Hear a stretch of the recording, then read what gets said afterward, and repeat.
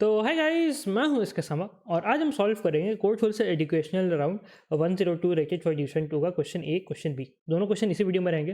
पहले ए करेंगे, उसके बाद बी करेंगे। तो आइए पहले ए करते हैं। एक ए में देखते हैं कि जानते हैं कि है क्या। तो क्वेश्चन तो आप यहाँ से पढ़ लिए होंगे, मैं आपको बता दे रहा हूँ कि दिया हुआ क्या है।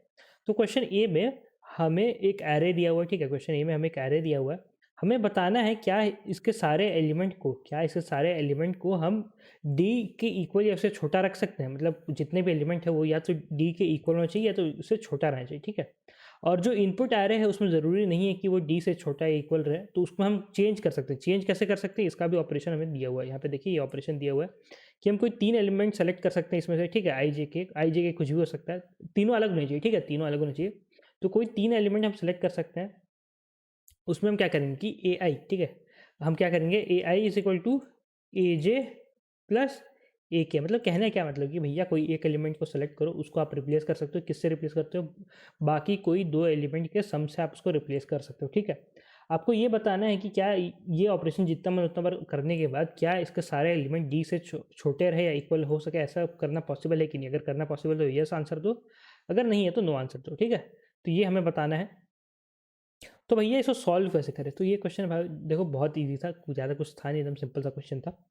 अब एक चीज़ बताओ यार, अगर हम इस एरे को सॉर्ट कर ले, ठीक है, अगर हम इस एरे को सॉर्ट कर ले तो सारे छोटे एलिमेंट इधर आ जाएंगे और सारे बड़े एलिमेंट पीछे चल जाएंगे। ठीक है, तो देखो भाई डी जितना भी हो, अगर छोटे एलिमेंट्स को हम मान लो कोई जैसे डी है हमारा 10, ठीक है, और कोई ये यहाँ एलिमेंट है 12, तो इस 12 को अगर हम चाहें कि कोई 2 एलिमेंट से रिप्लेस करना चाहें, मतलब 2 एलिमेंट के सम से रिप्लेस करना चाहें, तो आप ऐसा सोचोगे ना कि जो 2 एलिमेंट हो वो 2 एलिमेंट छोटे छोटे हो ताकि उनका सम भी छोटा रहे और वो 10 से कम रहे। ठीक है, तो अगर हमारा जो सॉर्ट करने के बाद, अगर सॉर्ट करने के बाद सबसे छोटा एलिमेंट सबसे आगे रहेगा, हम क्या करेंगे कि हम इन दोनों का जो सम है, हम इन दोनों का सम को रखेंगे x, और इस ये जो नंबर था इसको हम रिप्लेस कर देंगे x से। ठीक है, अब एक चीज़ देखो, क्वेश्चन में एक क्या ट्विस्ट था, यहाँ पे कहीं नहीं दिया हुआ कि आप कोई 2 एलिमेंट को एक ही बार सेलेक्ट कर सकते हो। तो मतलब मान लो जैसे यहाँ 12 है, फिर ऐसे 15 है, फिर 20 है, सब है। ठीक है, तो जितने भी 12 है ना, इसको ये 12 है इसको भी हम एक्स से रिप्लेस कर देंगे। फिर ये 15 है, इसको भी एक्स क्या है, इन दोनों का सम, पहला दोनों का सम 0th पोजीशन और फर्स्ट पोजीशन का जो सम है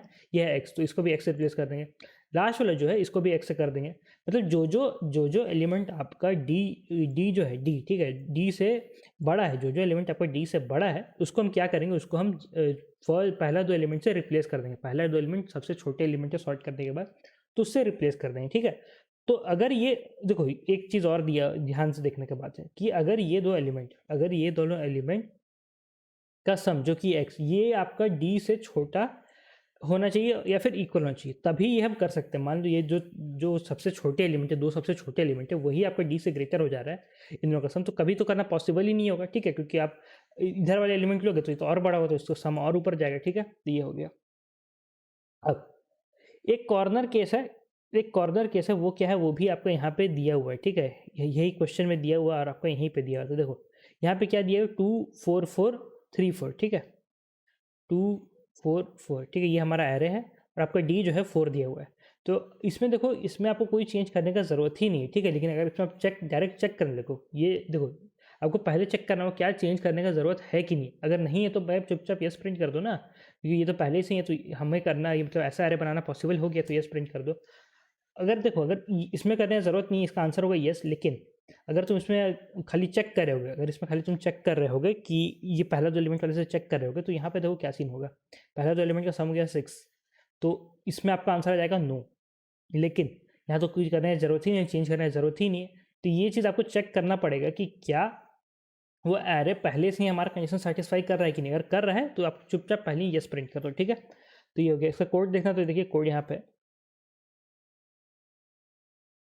यहाँ जो एरे को सब इनपुट ले लो, ये हम चेक करें कि क्या सारा का सारा एलिमेंट ऑलरेडी डी से छोटा है। अगर देखो पहले F1 रहेगा, अगर कोई एलिमेंट ऐसा मिला जो डी से बड़ा हो गया है, ठीक है, अगर कोई ऐसा, तो यहाँ पे F0 हो जाएगा। ठीक है, अगर F1 रह गया इसका मतलब ये है, अगर F1 रह गया तो इसका मतलब ये है कि सारा का सारा एलिमेंट डी से छोटा है। और अगर सारा का सारा एलिमेंट डी से छोटा है तो हमें चेंज करने की जरूरत नहीं है, चुपचाप सी आउट यस कर दो और कंटिन्यू कर दो। कंटिन्यू करेंगे तो हमारे नेक्स्ट केस की तरफ बढ़ जाएगा, ये सब इग्नोर हो जाएगा। ठीक है, अगर नहीं है तो सॉर्ट करो। सॉर्ट करने के बाद पहला जो एलिमेंट होगी, जरूरत एलिमेंट और फर्स्ट एलिमेंट, अगर ये दोनों छोटा है डी से तो यस करो, नहीं तो नो प्रिंट करो। ठीक है, ये सिंपल सा क्वेश्चन था, बहुत सिंपल, कुछ था नहीं, बहुत लोग बना लिए होंगे। अब बढ़ते हैं क्वेश्चन नंबर बी की तरफ।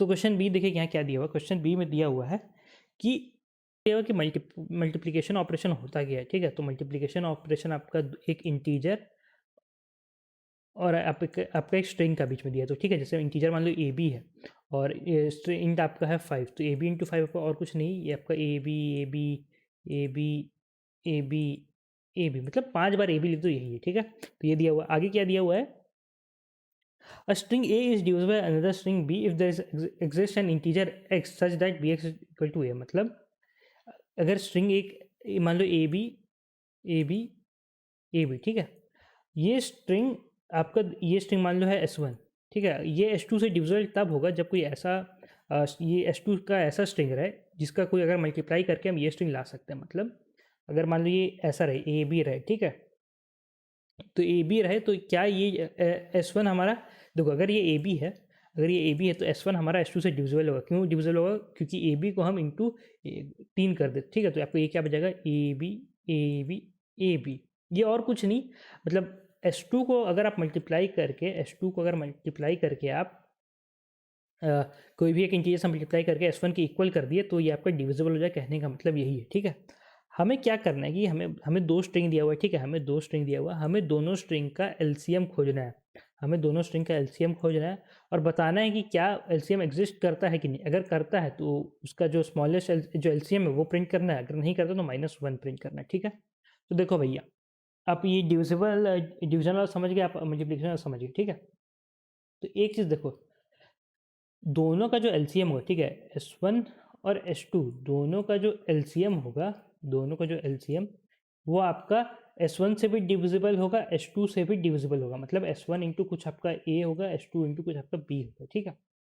और क्योंकि ये बार बार रिपीट कर रहा है, S1 जो है बार बार रिपीट कर रहा है, ठीक है, जैसे A B A B A B A B ऐसे रिपीट कर रहा है, ठीक है, तो ये एक ही पैटर्न में रिपीट करते जाएगा, ठीक है।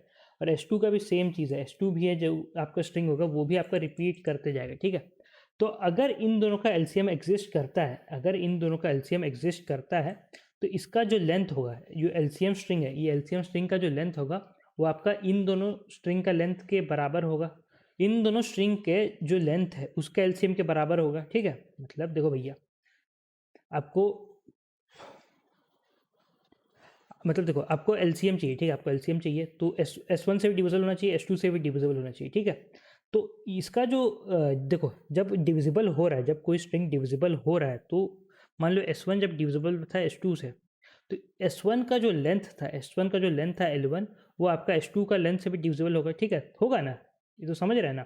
क्योंकि S2 जो है वही आपका आगे मल्टीप्लाई हो के आपका S1 बनेगा, तभी, समझ रहे हैं ना।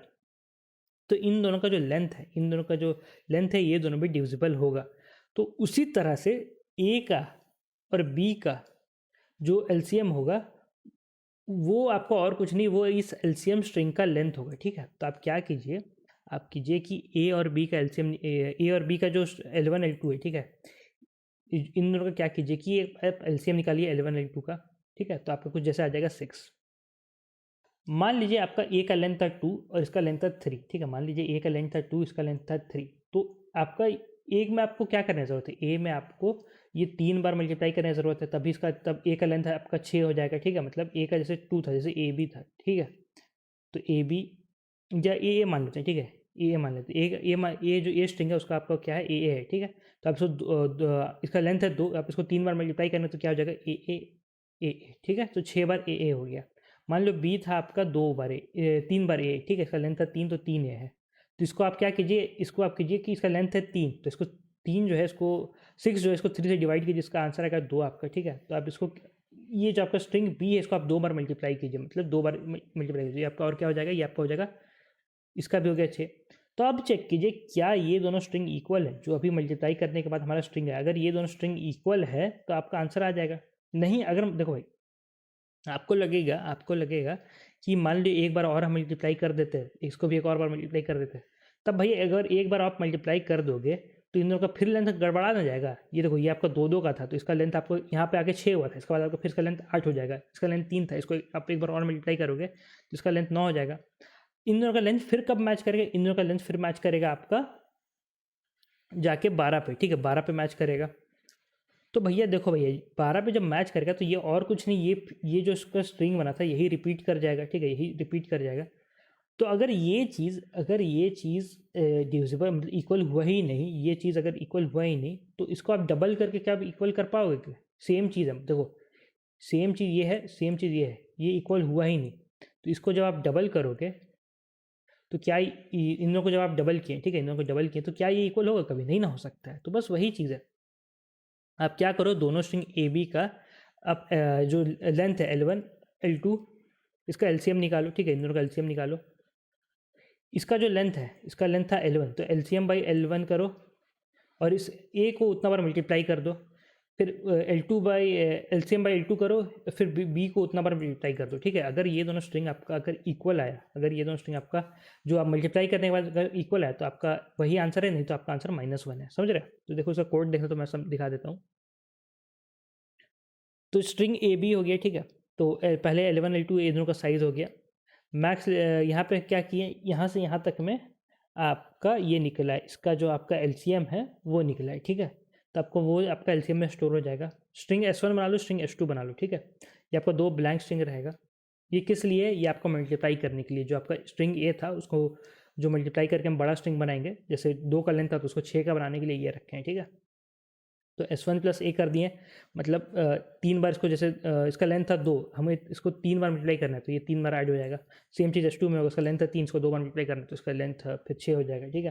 अगर S1 is equal to S2, cout S1 else cout -1, ठीक है। अगर इक्वल होना था तो यहीं हो जाएगा, इसको और बढ़ा के कोई फ़ायदा नहीं है क्योंकि इसका आगे जाके लेंथ इक्वल ही नहीं होगा। अगर इक्वल नहीं होगा तो फिर आपका जब डबल होगा तब, जब पहले ही इक्वल नहीं था तो डबल होगा कैसे इक्वल होगा, समझ रहे हो ना? तो ये वीडियो में इतना ही, तो धन्यवाद। मिलते हैं अगले वीडियो में। अगले वीडियो में क्वेश्चन नंबर 3 सॉल्व करेंगे। तो सब्सक्राइब नहीं किया, सब्सक्राइब करना ना भूलिएगा। इंस्टाग्राम, लिंक्डइन दोनों का लिंक है डिस्क्रिप्शन में। और इसके समय जीएफजी कूपन यूज़ कर सकते हैं। अगर आप कोई गीक्स और से कोर्स करते हैं, मस्त फ्लैट 10% ऑफ हो जाएगा। अगर आप C++ सीखना चाहते हैं, DSA सीखना चाहते हैं, STL सीखना चाहते हैं, तो सारे के कोर्सेज रहते हैं, काफ़ी सस्ते से कोर्सेज रहते हैं, आप जाके चेक कर सकते हैं। और इसके समय जीएफजी यूज़ करेंगे तो और मस्त 10% ऑफ हो जाएगा। तो चेक जरूर कीजिएगा। मिलते हैं, ध्यान रखें, बाय बाय।